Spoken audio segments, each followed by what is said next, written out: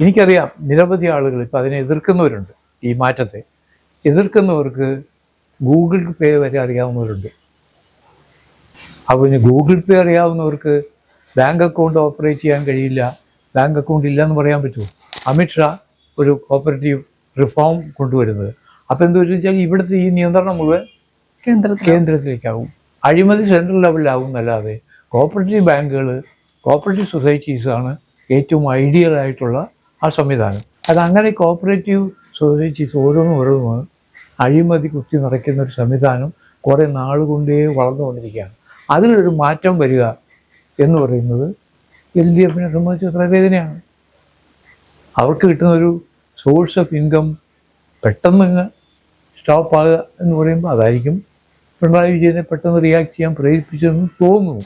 സാമ്പത്തികമായി വളരെയധികം പരാധീനതയുള്ള സ്റ്റേറ്റ്, അതിൽ നിന്ന് ഇളവാക്കുന്ന ഓരോ രൂപയ്ക്കും അക്കൗണ്ടബിലിറ്റി ഉറപ്പാക്കണം. ആ അക്കൗണ്ടബിലിറ്റി ഉറപ്പാക്കാൻ വേണ്ടി അല്പം അസൗകര്യങ്ങളൊക്കെ ജനങ്ങൾ സഹിക്കാൻ തയ്യാറാവണം.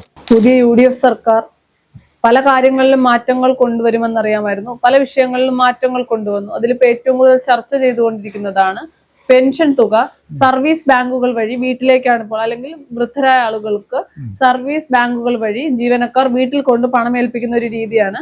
ഇനി അത് മാറുന്നു. പുറത്തിറങ്ങാൻ പറ്റാത്തതും കിടപ്പ് രോഗികൾക്കും മാത്രമായിരിക്കും വീട്ടിലേക്ക് തുക എത്തുക. ബാക്കി എല്ലാവർക്കും അക്കൗണ്ടിലേക്കാണ് പണം വരുന്നത്. അപ്പോൾ അതിനെ വൈകാരികമായിട്ടാണ് കേരളം എടുത്തിരിക്കുന്നത്.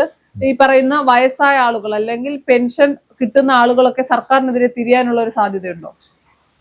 അതൊരു വലിയ കാര്യം. കാരണം ഒരു തരത്തിൽ നോക്കുമ്പോൾ ഈ ജനങ്ങളുടെ ഇടയിൽ, സാധാരണക്കാരുടെ ഇടയിൽ ഈ ബാങ്കിങ് ഹാബിറ്റ് ഉണ്ടാക്കിയെടുക്കുക എന്ന് പറഞ്ഞാൽ പ്രധാനമാണ്. ആ ബാങ്കിങ് ഹാബിറ്റ് ഉണ്ടാകണമെങ്കിൽ അവർക്കൊരു ബാങ്ക് അക്കൗണ്ട് വേണം. ആ ബാങ്ക് അക്കൗണ്ടിലേക്ക് നടന്നു പോകാനോ അല്ലെങ്കിൽ ബസ് യാത്ര ചെയ്ത് പോകാനോ ആരോഗ്യം ഉള്ള ഈ പെൻഷനേഴ്സിന് എന്തുകൊണ്ട് ബാങ്കിൽ നിന്ന് ഇത് വാങ്ങിക്കൂടാ? അങ്ങനെ ഒരു ചോദ്യം ഇതുമായി ബന്ധപ്പെട്ട് നമ്മൾ കാണേണ്ടതുണ്ട്. അതൊരു പ്രശ്നം. പക്ഷെ ഇത് എനിക്കറിയാം നിരവധി ആളുകൾ ഇപ്പം അതിനെ എതിർക്കുന്നവരുണ്ട്. ഈ മാറ്റത്തെ എതിർക്കുന്നവർക്ക് ഗൂഗിൾ പേ വരെ അറിയാവുന്നവരുണ്ട്. അപ്പോൾ ഇനി ഗൂഗിൾ പേ അറിയാവുന്നവർക്ക് ബാങ്ക് അക്കൗണ്ട് ഓപ്പറേറ്റ് ചെയ്യാൻ കഴിയില്ല, ബാങ്ക് അക്കൗണ്ട് ഇല്ലയെന്ന് പറയാൻ പറ്റുമോ? അപ്പോൾ പിന്നെ എങ്ങനെ ഇത് ഒരുപാട് വൈരുദ്ധ്യം ഉണ്ട് അതിനകത്ത്. പിന്നെ അത് മാത്രമല്ല, ഞാൻ നടത്തിയ ചില അന്വേഷണങ്ങളിൽ നിന്ന് എനിക്ക് മനസ്സിലാക്കാൻ കഴിഞ്ഞത് ഇതിനു വേണ്ടി പ്രവർത്തിക്കുന്ന ഒരു സംഘമുണ്ട്.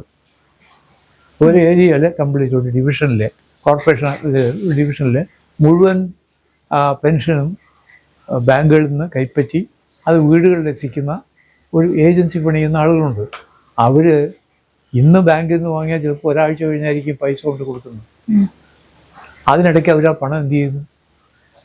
അത് അന്വേഷിക്കാൻ വകുപ്പൊന്നുമില്ല, അറിയാൻ പറ്റില്ല. ബാങ്കിനത് സൂപ്പർവൈസറി കപ്പാസിറ്റി ഒന്നുമില്ല. ബാങ്ക് ഇന്ന ആളുടെ പേരിൽ ഓതറൈസേഷൻ അനുസരിച്ച് ആ എമൗണ്ട് കൊടുക്കുന്നു. ആ ആളിന് കിട്ടിയെന്ന് വെരിഫൈ ചെയ്യാൻ പോലും ഈ ബാങ്കിന് പ്രൊവിഷനില്ല. ഇപ്പോഴത്തെ എൻ്റെ കണ്ടീഷനില്ല. ചിലപ്പോൾ പലർക്കും കിട്ടാതെ വരും.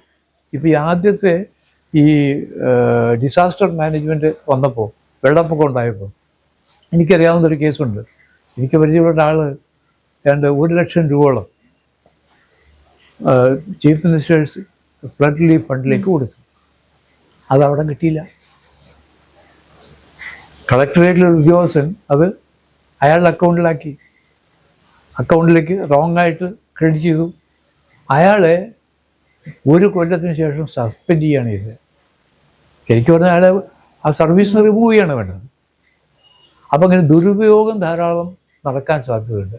അതിനൊരു പരിധി വരെയെങ്കിലും ഇത് പ്രതിവിധിയാകും എന്നുള്ള ഒരു അഭിപ്രായമാണ് എനിക്കുള്ളത്. പക്ഷെ അത് വളരെ സാവധാനത്തിൽ വേണം നടപ്പാക്കാൻ. പെട്ടെന്നൊരു ദിവസം പറ്റില്ല. ഇത് കണ്ടുപിടിക്കണം.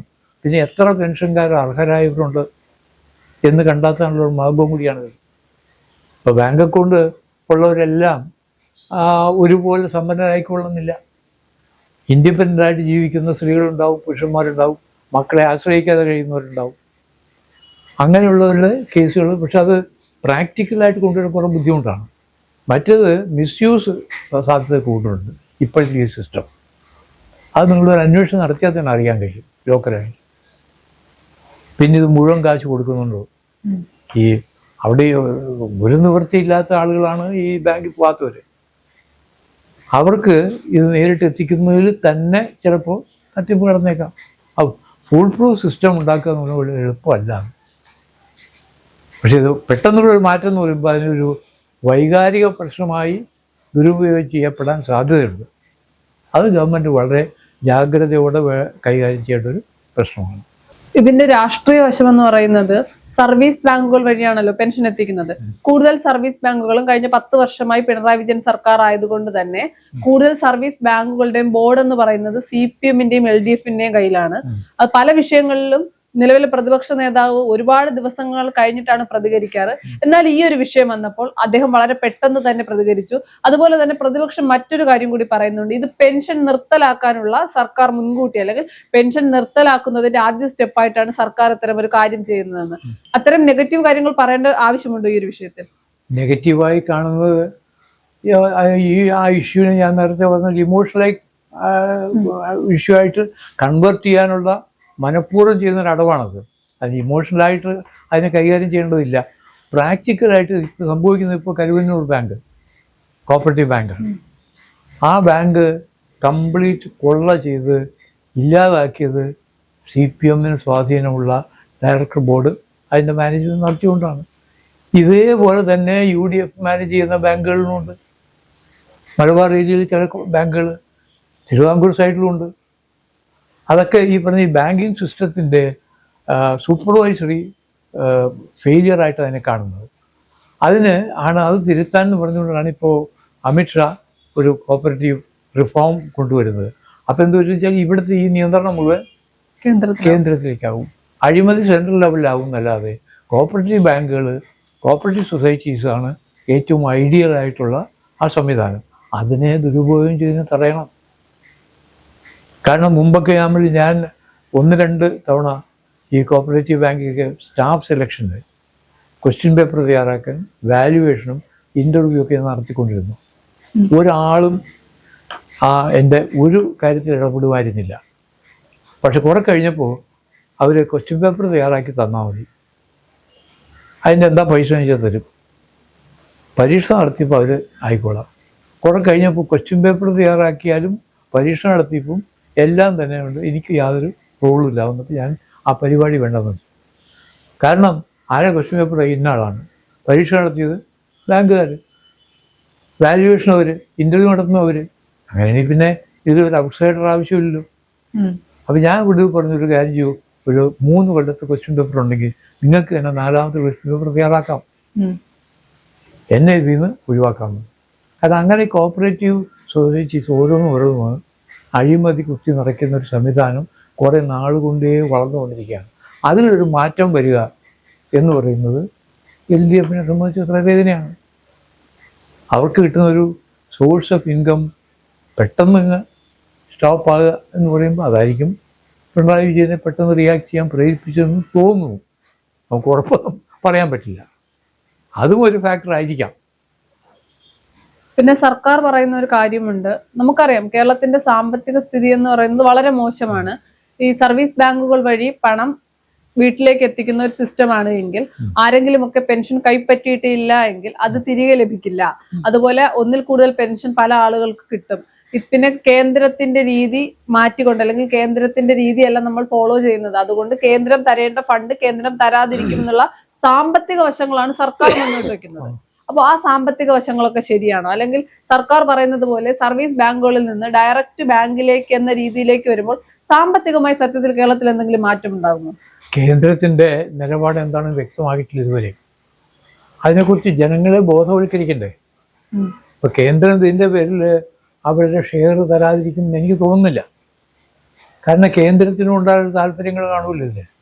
ഇപ്പൊ ഈ കോപ്പറേറ്റീവ് ബാങ്കിന്റെ ഈ ഭേദഗതി ഏതെല്ലാം തരത്തിൽ വരാൻ പോകുന്നു എന്ന് നമുക്കറിയില്ല. അതും കൂടെ അറിഞ്ഞതിന് ശേഷം മാത്രമേ നമുക്കൊരു ഫൈനൽ ജഡ്ജ്മെന്റ് ഈ കാര്യത്തിൽ പാസ്സാക്കാൻ കഴിയൂ.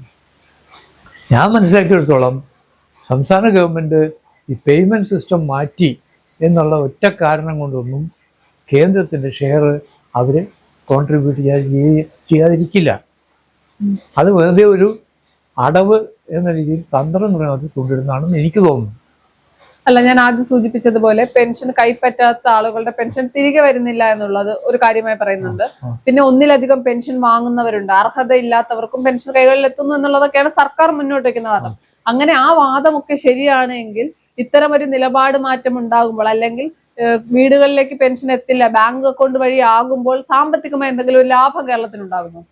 തീർച്ചയായിട്ടും അത്രയും ആ ബാങ്കിങ് സിസ്റ്റം ഡെവലപ്പ് ചെയ്യല്ലേ ചെയ്യുക. പ്രത്യേകിച്ച് കോപ്പറേറ്റീവ് ബാങ്കിങ് സിസ്റ്റം ഇന്നിപ്പോൾ പല കോപ്പറേറ്റീവ് ബാങ്കുകളും പൂട്ടിപ്പോവാണ്, സർവീസ് സൊസൈറ്റി ആയിട്ട് നിൽക്കുക. ആ ബാങ്കുകൾ പലതും ഇപ്പോൾ വളരെ നിഷ്പക്ഷമായിട്ടും സത്യസന്ധമായിട്ടും മാനേജ്മെൻറ്റ് നടക്കുന്ന സഹകരണ ബാങ്കുകൾ മാത്രമേ പ്രവർത്തിക്കുന്നുള്ളൂ. ഇപ്പോൾ അല്ലാത്ത ബാങ്കുകളൊക്കെ ഒരുമാതിരി പ്രവർത്തന രഹിതമായി പോവുകയാണ്. കാരണം അവിടെ മിസ്യൂസ് ചെയ്യാൻ പറ്റില്ല ഫണ്ട് മിസ്യൂസ് തടഞ്ഞു നിർത്താൻ ഈ ബാങ്ക് വഴിയുള്ള പേയ്മെൻറ്റ് സിസ്റ്റം സഹായിക്കുന്നതാണ് ഞാൻ വിചാരിക്കുന്നത്. പക്ഷെ താൽക്കാലികമായി കുറേ തെറ്റിദ്ധാരണ ഉണ്ടാക്കാൻ കഴിയും എന്നല്ലാതെ ക്രമേണ അതിൽ മാറ്റം വരും. പക്ഷെ അത് ഗവൺമെൻറ് കുറേ കൂടെ ഈ കാര്യങ്ങളിൽ ഇതിപ്പം ഞാൻ പറയാം,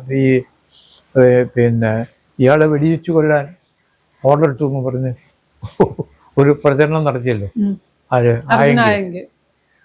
ഒന്നും ഉണ്ടായില്ല. അപ്പോൾ ആ 2 ദിവസത്തേക്കെങ്കിലും ആ ആയങ്കിക്ക് അനുകൂലമായി ഒരു അന്തരീക്ഷം ഉണ്ടാക്കിയെടുക്കാൻ കഴിഞ്ഞു എന്നുള്ളത് കവിഞ്ഞ് അത് യാതൊരു വിധത്തിലും ഇമ്പാക്റ്റും ഇല്ല. ടോട്ടലി അവാസ്തവമായൊരു പ്രൊപ്പഗാൻഡയായിരുന്നു അത്. അതുപോലെ പെല്ലറ്റ് ഉപയോഗിച്ചില്ല എന്നല്ലേ ആദ്യം പറഞ്ഞു. അവസാനം പെല്ലറ്റ് ഇഞ്ചുറി കാണിച്ച ആളുടെ ഫോട്ടോ വന്നപ്പോൾ ദേ ഹാഡ് ടു അഡ്മിറ്റ്.